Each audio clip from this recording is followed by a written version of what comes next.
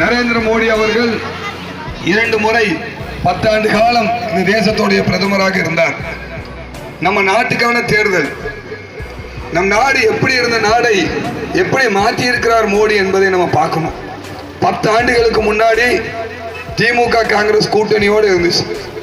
அந்த கூட்டணியில தினந்தோறும் ஒரு ஊழல், நம்மளுடைய பணத்தை எல்லாம் கொள்ளையடித்து சாதாரண 1 ரூபா 2 ரூபா இல்லை, 2Gயோட ஊழல் எவ்வளோன்னா 1.25 லட்சம் கோடியை ஏமாற்றி இருக்காங்க. அதுக்காக தான் ஜெயிலில் இருந்தாங்க.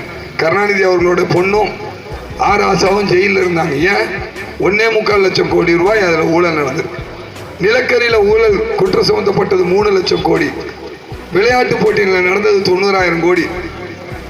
உலகம் முழுவதும் இந்தியாவை ஊழல் நாடாக, ஊழல்ல சாதித்த நாடாக இந்தியாவுக்கு இருந்துச்சு. அதுக்கப்புறம் பக்கத்தில் இருக்கக்கூடிய சின்ன சின்ன நாடெல்லாம் கூட இந்தியாவை மதிக்க மாட்டாங்க.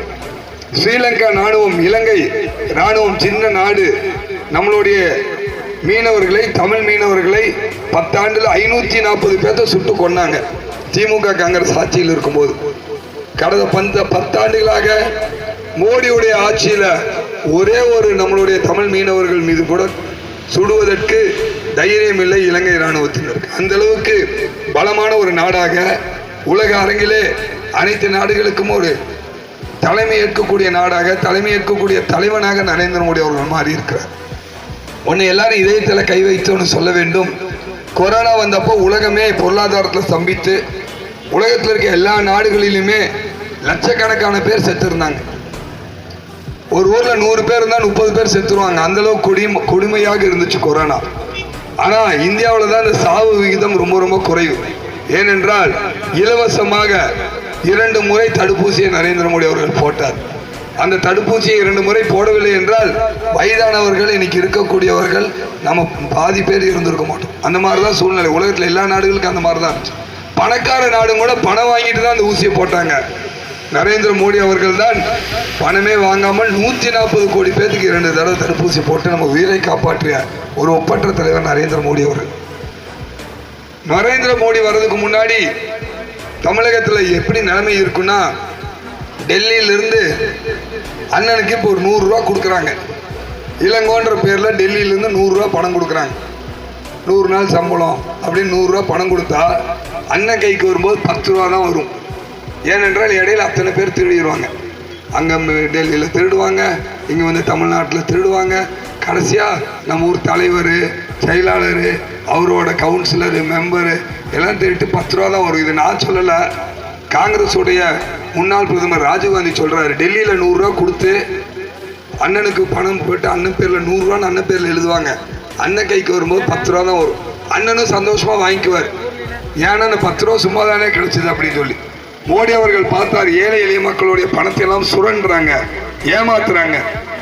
100 நாள் வேலை வாய்ப்பு நரேந்திர மோடி அவர்கள் பிரதமராக முன்னாடி ஆரம்ப காலகட்டத்தில் எப்படி இருக்குன்னா, கையில் பணமாக கொடுப்பாங்க. எவ்வளோ ரூபா டெல்லியிலேருந்து கொடுத்தாங்கன்னு இங்கே யாருக்கும் தெரியாது.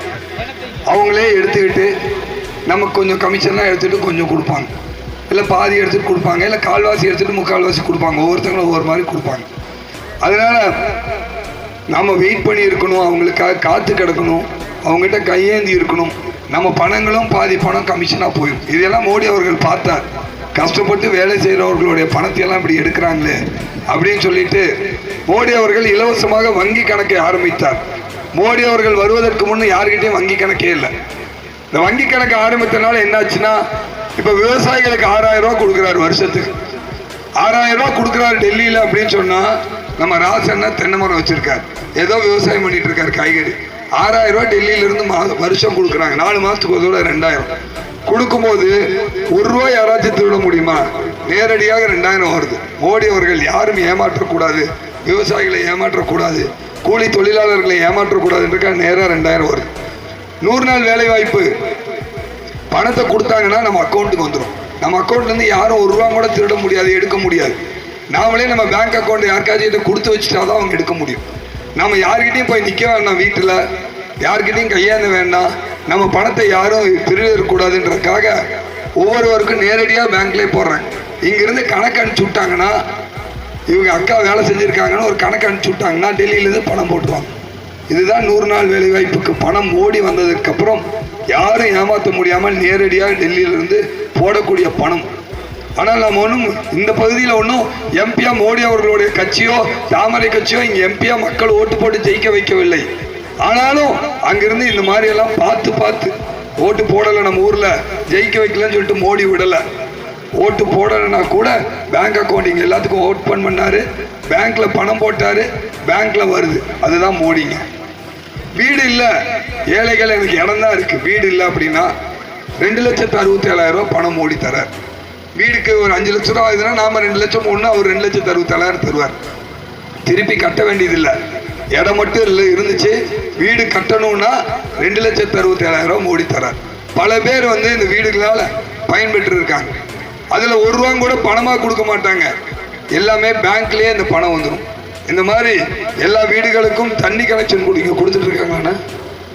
ஜல்ஜீவன் ஒவ்வொரு வீடுகளுக்கும் தண்ணி பைப் போடணுன்றதுக்காக பாதி காசை டெல்லியிலிருந்து மோடி அவர்கள் இங்கே அனுப்பிச்சுட்றாரு. பணக்காரங்களுக்கு டவுனில் வீட்டு கனெக்ஷன் இருக்குன்றதுல கிராமத்துக்கும் எல்லாரும் வீட்டு கனெக்ஷன் பைப் போடணுன்றதுக்காக கிராமத்திலையும் வீடுக்கு பைப் போட்டு கொடுக்கக்கூடிய தலைவராக மோடி வலம் வந்து கொண்டிருக்கிறார்.